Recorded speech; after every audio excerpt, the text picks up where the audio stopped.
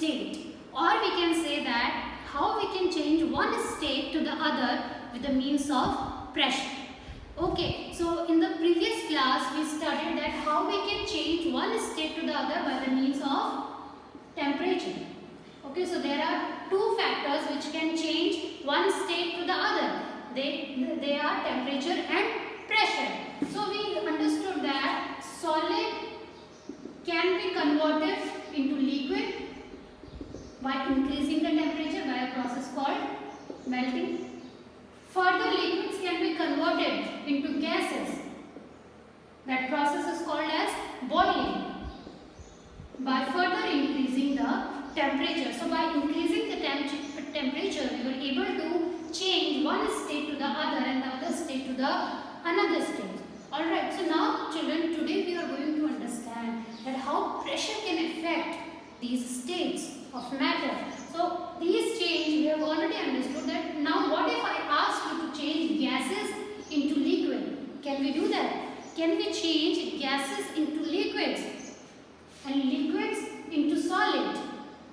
Well children, first of all we need to see what is the structure of solid, liquid and gas. So we all know that solid are very closely packed. Yes, this is the structure of solid. And liquid particles are somewhat loosely packed as compared to the solids, whereas gaseous particles have more spaces in between them.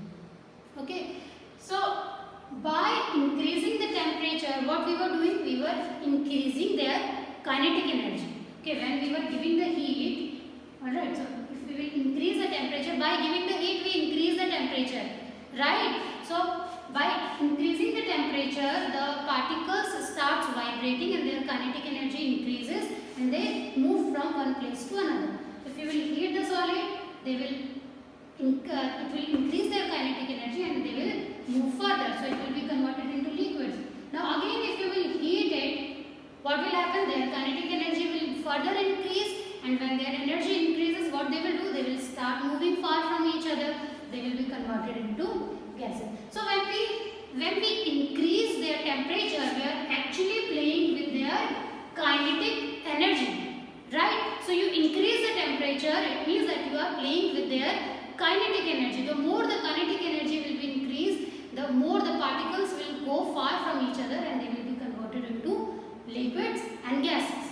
Alright, now today we are going to study this. I hope you all have understood, because we have understood that in previous classes.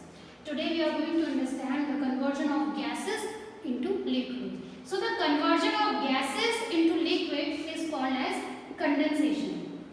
This is what you have already studied in your previous classes. What is condensation? So condensation is a process of conversion of gases into liquids. That is a process of condensation. Now how we can do that?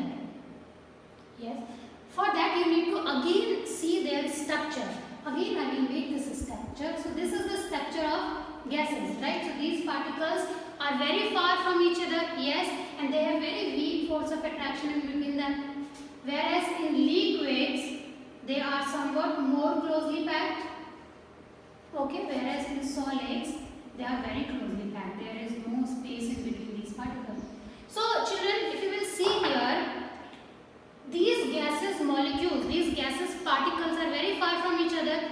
If somehow I can manage to push them together, if somehow I can press it, if I can compress it, so what will happen? These particles will come closer. Yes, by if any means, by applying pressure, if I can compress them, if I can press it together, these gases molecules will be converted into liquids. Yes, so children, by increasing or decreasing the pressure, we are actually playing with their, what? We are playing with their interparticle space. So you increase the temperature, it means you are playing with their kinetic energy. You increase the pressure, it means you are playing with the interparticle space. So if you will press them, if you will compress them, you are applying the pressure, so it will come closer, so it will be converted into, so gases will be converted into liquids. If you will further compress it, if you will further press it by applying pressure, these liquids liquids can be converted into solids, and this process of conversion of liquid into solid is called as solidification, that we will understand a little later. Alright, so the process of conversion of liquid into solid is called as solidification. Though students, the pressure has a little effect on liquids because liquids are somewhat less compressible than gases. So for converting liquids into solids, you need to apply sufficient amount of pressure, then only you can convert liquids into solids, but we can convert them by applying pressure.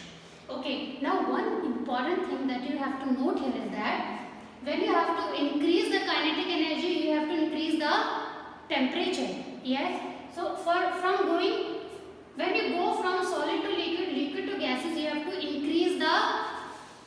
increase their temperature, right? When you are coming from gases to liquids, liquids to solids, you have to decrease their temperature because you have to bring the particles together. Okay, so you have to decrease their kinetic energy because they are far from each other. You have to bring them closer. So you have to decrease the temperature. To decrease the temperature, and you have to increase the pressure.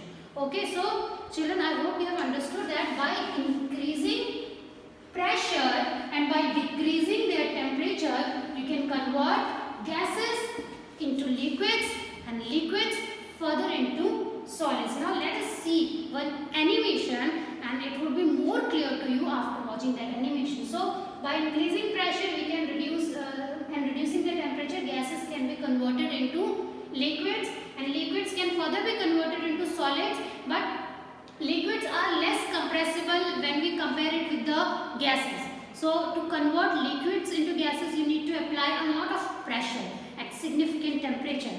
Okay, so we know that a change in temperature can cause a change in physical state of substance. Similarly, change in pressure can also bring about change in the state. Here you can see that there is a glass of tumbler, there is a tumbler. Okay, so in that there is a gas. Okay, so if you will apply the pressure, this thing which you can see here is a piston. Okay, it is a piston, it is used to apply pressure. So if you will increase the pressure, what will happen? Their kinetic energy will be decreased. So they will come more closer to each other, and when they will come more closer to each other, it will take a structure of liquids. Okay, and thus they will be converted into liquids. Now if this pressure is not sufficient enough to convert into the liquids, we will apply more pressure to the gases, and they will bring more, they can be bring more closer to each other. Who? The particles. The particles can be bring more closer. So by applying pressure, we can change gases into liquids. Now children, do you know that the LPG cylinders that you use at your home, it also compressed gas. Okay, that is actually a liquefied gas. That is why we call it liquefied petroleum gas, because the gas is liquefied. Okay, that gas is propane. So actually the gas which is there inside the cylinders is propane or butane. The name is same. Propane or butane, they are same. So propane or butane, any one of these gases can be used in the LPG cylinders, and it is being compressed with the application of high pressure and decreased temperature, and that is how we are able to compress that gas into the cylinder. So compression has its benefits also, yes, because we can compress huge volume of gases into small containers, and we can easily carry them from one place to another. So I hope you have understood the effect of pressure on any state of matter. We will study about solidification in detail in next classes. This much for today's class, children. Take care. Thank you.